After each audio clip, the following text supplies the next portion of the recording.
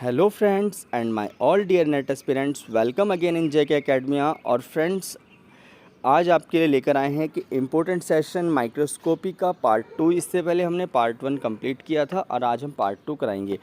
तो हम आपको बता दें कि जो भी चैनल पर न्यू हैं उन सभी को डिस्क्रिप्शन बॉक्स में प्लेलिस्ट मिलेगी, जहां पर आपको 11 to 12 क्लासेस एग्रीकल्चर माइक्रोबायोलॉजी की ऑलरेडी दी गई हैं। आप जाकर सभी क्लासेस इंपॉर्टेंट टॉपिक्स की हैं देख सकते हैं। एमसीक्यू सीरीज़ डिफरेंट टॉपिक्स पर आपको प्रोवाइड कर चुके हैं, आप वहां पर जाकर देख सकते हैं। तो देखिए, इसके बाद हम आपको माइक्रोस्कोपी का पार्ट 3 कराएंगे, जिसमें हम 50+ एमसीक्यू आपको प्रोवाइड कराएंगे। साथ ही साथ माइक्रोबियल बायोटेक्नोलॉजी, इंडस्ट्रियल माइक्रोबायोलॉजी और साथ ही साथ स्टेनिंग और डिफरेंट लैब टेक्निक्स के ऊपर हम एक वीडियो क्लासेस आपको प्रोवाइड करेंगे। तो 30 अप्रैल जब तक आपका एग्ज़ाम नहीं होता है तब तक हम आपके साथ जुड़े हुए हैं, तो बने रहिए जेके एकेडमिया के साथ। तो आज की क्लास स्टार्ट करते हैं। एक बात और, अगर किसी को भी कोई भी सजेशन चाहिए, किसी भी तरह का कोई हेल्प चाहिए, तो आप हमें इस नंबर पर कांटेक्ट कर सकते हैं। तो फ्रेंड्स, शुरू करते हैं। क्वेश्चन नंबर फर्स्ट हमारा है, dash is the part of the compound microscope help in gathering and focusing light rays on the specimen to be viewed. तो इसने कहा है कि कंपाउंड माइक्रोस्कोप का कौन सा पार्ट है जो लाइट को गैदर करता है, उसको फोकस करता है लाइट रेज को स्पेसिमेन के ऊपर उसे दिखाने के लिए। Option A magnifying lens, B condenser, C micrifying lens and option D objective lens. तो यहाँ पे फर्स्ट का जो राइट आंसर हो जाएगा option number B. Condenser light जो लेंस है वो लाइट को फोकस करता है और उसको गैदर करता है और उसको जो है स्पेसिमेन को दिखाने में हेल्प करता है। इसके बाद है question number 2, dash is the minimum distance for the eye to focus object. तो क्वेश्चन नंबर 2 है, ये कहता है कि किसी भी ऑब्जेक्ट को फोकस करने के लिए आई का जो मिनिमम डिस्टेंस है वो कितना होना चाहिए। 12 सेंटीमीटर, 5 सेंटीमीटर, 25 सेंटीमीटर, 45 सेंटीमीटर और 25 सेंटीमीटर। तो इसका जो राइट आंसर है, ऑलमोस्ट सभी स्टूडेंट्स जानते हैं, तो 25 सेंटीमीटर होता है minimum distance to focus the specimen. इसके बाद है question number 3, the maximum numerical aperture value for a dry objective is less than dash as the refractive index of air is 1। ठीक है, रेफ्रेक्टिव इंडेक्स एयर का 1 है, तो numerical aperture value जो है ड्राई ऑब्जेक्टिव लेंस की कम होती है। ठीक है, ऑप्शन इसने कहा है 1.0, 2.5, 3.33, 4.25। तो यहाँ पे जो राइट आंसर हो जाएगा ऑप्शन नंबर ए, 1.0 से कम होती है numerical aperture value dry objective lens की, अगर रेफ्रेक्टिव इंडेक्स एयर का 1 है तो। इसके बाद है next, dash is the study of device that are use to view object और certain areas that can not be seen with a naked eyes. तो सिंपल सा सभी को पता है, इसका आंसर 4 का ऑप्शन हो जाएगा आपका, माइक्रोस्कोपी सी, यानी कि देखने के लिए माइक्रोस्कोपी का यूज ही करेंगे जो नेकेड आई से नहीं दिखता है। Dash microscopy is responsible for detailed imaging of अब cellular organelles like nucleus and chromosomes. तो इनको देखने के लिए कौन सा माइक्रोस्कोपी का यूज़ करते हैं। तो यहाँ पे जो राइट आंसर हो जाएगा क्वेश्चन नंबर 5 का, वो है option number B, X-ray microscopy का यूज़ करते हैं न्यूक्लियस और क्रोमोसोम को देखने के लिए। इसके बाद है next question number 6, microscope that use light rays to produce a dark image against a bright background is known as. तो इसने कहा है कि एक माइक्रोस्कोप है जो लाइट रेज को यूज़ करता है डार्क इमेज बनाने के लिए और उसका जो बैकग्राउंड रहता है वो ब्राइट रहता है। तो कौन सा ऐसा माइक्रोस्कोप है, तो ऑप्शन बी यहाँ पर राइट हो जाएगा, ब्राइट फील्ड माइक्रोस्कोप जो है ब्राइट बैकग्राउंड के साथ डार्क इमेज प्रोड्यूस करता है। इसके बाद है question number 7, stereoscopic microscopic are also known as. इसने कहा है कि जो स्टेरियोस्कोपिक माइक्रोस्कोप्स हैं उनको क्या कहा जाता है। Option first, dissecting microscope, dark field microscope, bright field microscope and compound microscope. तो 7 का जो राइट आंसर हो जाएगा ऑप्शन नंबर ए, डाइसेक्टिंग माइक्रोस्कोप एक तरह से स्टीरियोस्कोपिक माइक्रोस्कोप होते हैं। क्वेश्चन नंबर 8 है, dissecting microscope was first designed by. तो इसने कहा है कि डाइसेक्टिंग माइक्रोस्कोप सबसे पहले किसने डिज़ाइन किया था। Option A, John Leron Riddell, option B, Horatio C Greenough, option C, Cherubin d Orleans and option D, Charles Wheatstone. तो 8 का जो राइट आंसर है option number C, Cherubin d Orleans ने जो है डाइसेक्टिंग माइक्रोस्कोप को सबसे पहले डिस्कवर किया था, या सॉरी डिज़ाइन किया था। ठीक है, इसके बाद है क्वेश्चन नंबर 9, TEM यानी कि transmission electron microscope uses to focus on the specimen to produce an image. तो इसने कहा है कि जो टैम है वो यूज़ करता है स्पेसिमेन को एक इमेज प्रोड्यूस करने के लिए। किसका यूज़ करता है? तो बीम ऑफ प्रोटॉन्स का, या लाइट रेज का, बीम ऑफ इलेक्ट्रॉन्स का, या बीम ऑफ न्यूट्रॉन्स का। तो 9 का जो राइट आंसर होगा बीम ऑफ इलेक्ट्रॉन्स। तो टैम जो है, जब इसमें इलेक्ट्रॉन्स वर्ड आया है तो वो इलेक्ट्रॉन्स का यूज़ करेगा, तो टैम जो है वो इलेक्ट्रॉन्स का यूज़ करता है। इसके बाद है question number 10। TEM has dash times better resolution than that of light microscope. तो टैम जो है कितने टाइम बेटर रेजोल्यूशन देता है लाइट माइक्रोस्कोप से? तो यहाँ पे 10 का जो ऑप्शन है 10 टाइम्स, 100 टाइम्स, 1000 टाइम, 10,000 टाइम्स। तो 10 का जो राइट आंसर होगा ऑप्शन नंबर सी। तो लाइट इस माइक्रोस्कोप से 10,000 मोर टाइम्स जो है बेटर इमेज प्रोड्यूस करता है। Next, in TEM electrons are produced by a dash that is filament. तो यहाँ पर जो है दो आपके फिलअप आएंगे, cathode gold respectively, cathode tungsten respectively, anode gold respectively, anode tungsten respectively. तो 11 का जो राइट आंसर हो जाएगा ऑप्शन नंबर बी।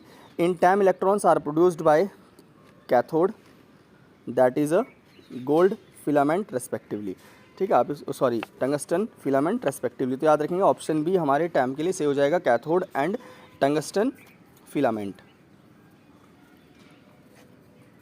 इसके बाद है question number 12। Which of the given is not a part of time. इनमें से कौन सा टैम का पार्ट नहीं है? Intermediate lens, fluorescent lens, condenser aperture and none of the above. तो 12 का जो राइट आंसर हो जाएगा ऑप्शन नंबर डी। इनमें से कोई भी टैम का पार्ट नहीं है। ओके, इसके बाद next question number 13। Microscope dash microscope uses a single lens for magnification. Compound microscope, simple microscope, phase contrast microscope, light microscope. तो 13 का जो राइट आंसर होगा वो option number B. Simple microscope जो है एक सिंगल लेंस का यूज़ करता है किसी भी ऑब्जेक्ट को मैग्नीफाई करने के लिए। इसके बाद next, maximum magnification of simple microscope is about x. तो कितने एक्स होती है सिंपल माइक्रोस्कोप की मैग्नीफिकेशन? 10, 100, 1000, 10,000। तो 14 का जो राइट आंसर होगा ऑप्शन नंबर ए। तो सिंपल माइक्रोस्कोप का जो मैग्नीफिकेशन एक्स होता है वो होता है 10x। इसके बाद है question number 15। Which of the below is not the part of simple microscope. इनमें से कौन सा सिंपल माइक्रोस्कोप का पार्ट नहीं है?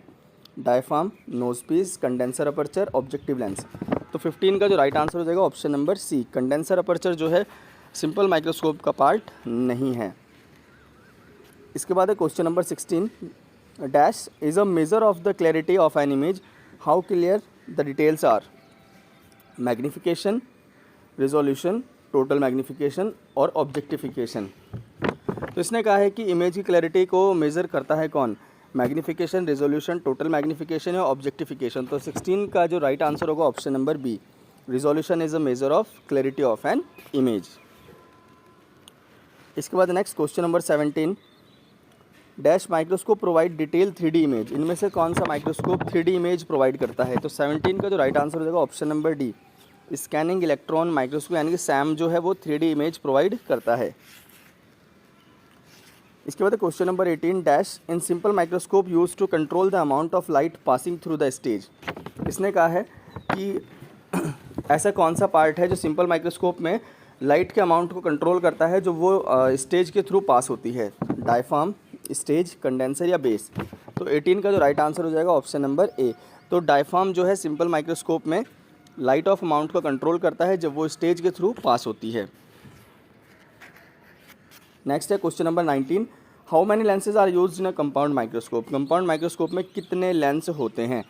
तो इम्पोर्टेंट क्वेश्चन है और यहाँ पे जो 19 का जो राइट आंसर हो जाएगा option number B. 2 to 4 lenses यहाँ पर कंपाउंड माइक्रोस्कोप में होते हैं। इसके बाद है 20। The metal used in electron microscope is. Electron microscope में कौन सी मेटल यूज़ होती है? आप सभी को थोड़ी देर पहले बताया था। अगर आप सही आंसर गेस करेंगे तो हमें कमेंट बॉक्स में 20 का आंसर आप बताएंगे। ये क्वेश्चन बेस्ड है, अभी पीछे एक क्वेश्चन गया था उसी के ऊपर जिसमें आप कैथोड से रिलेटेड कुछ पढ़ रहे थे। तो 20 का आंसर आप सभी वीडियो ईमानदारी से देख रहे हैं तो हमें कमेंट बॉक्स में आंसर ज़रूर बताएंगे। तो 20 का राइट आंसर आप कमेंट बॉक्स में दीजिएगा। 21। Maximum magnification of compound microscope is. Compound microscope की मैक्सिमम मैग्नीफिकेशन कितनी होती है? 100,000, 10,000 या 5,000। 21 का जो राइट आंसर होगा ऑप्शन नंबर बी, 1000x जो है कंपाउंड माइक्रोस्कोप की मैक्सिमम मैग्नीफिकेशन होती है। Question number 22, electron microscope use to study the internal structure of the cell. देखो इलेक्ट्रॉन माइक्रोस्कोपी यूज़ की जाती है इंटरनल स्ट्रक्चर ऑफ सेल के लिए। तो यहाँ पे बताना है आपको किस तरह का एक इलेक्ट्रॉन है। Face contrast microscope, transmission electron microscope, surface electron microscope या लाइट माइक्रोस्कोप। तो 22 का जो राइट आंसर होगा वो ट्रांसमिशन इलेक्ट्रॉन माइक्रोस्कोप है, क्योंकि उसने ऑलरेडी इलेक्ट्रॉन माइक्रोस्कोप की बात कर दी है क्वेश्चन में, तो डायरेक्टली आंसर आप ट्रांसमिशन इलेक्ट्रॉन माइक्रोस्कोप दे सकते हैं। Next, when the ocular lens power is 10x and the objective lens power is 40x the magnification is. तो इसने कहा है कि ऑक्यूलर लेंस आपका 10x है, यानी कि आईपीस आपका 10x है और ऑब्जेक्टिव लेंस आपका 40x, तो मैग्नीफिकेशन क्या होगा 40 टाइम्स, 400 टाइम्स, 4 टाइम्स या 10x। तो 23 का जो राइट आंसर होगा ऑप्शन नंबर बी, 400 टाइम्स यहाँ पर हो जाएगा। इसके बाद है question number 24, dash light is the best for obtaining the highest resolution, blue, orange, red, green. Most important लगा सकते हैं आप, इसके कितने भी स्टार दे सकते हैं इस क्वेश्चन को। तो इसने कहा है कि कौन सी लाइट जो है बेस्ट होती है रिजोल्यूशन के लिए, ब्लू, ऑरेंज, रेड, ग्रीन। तो यहाँ पर 24 का जो राइट आंसर हो जाएगा option number A, blue light is the best light to give a best resolution of object. इसके बाद है हमारा क्वेश्चन नंबर 24 क्वेश्चन ही इस जो है सेक्शन में हो पाए हमारे। तो नेक्स्ट सेक्शन में आपको 51 क्वेश्चंस मिलेंगे, ठीक है। तो आज का वीडियो आपको कैसा लगा हमें कमेंट बॉक्स में ज़रूर बताइएगा। साथ ही साथ आपको और किस टॉपिक पर आपका जो आपको MCQ सीरीज़ चाहिए आप हमें बता सकते हैं, और कैसा लग रहा है आपको जेके एकेडमी के सभी क्लासेस आप हमें कमेंट बॉक्स में बताते रहिएगा, ठीक है। आप सब बताते हैं तो हमें और अच्छा लगता है, ताकि हम आप लोगों के लिए नई नई जो वीडियो सीरीज़ हैं वो लेकर आते रहते हैं। तो फ्रेंड्स मिलते हैं नेक्स्ट क्लास में, तब तक के लिए bye bye and take care. सभी वीडियो को लाइक कर दीजिएगा और शेयर कर दीजिएगा अपने फ्रेंड्स को, सब्सक्राइब कर दीजिए चैनल को, ताकि आपको न्यू वीडियो नोटिफिकेशन में आता रहें। Okay friends, bye bye and take care.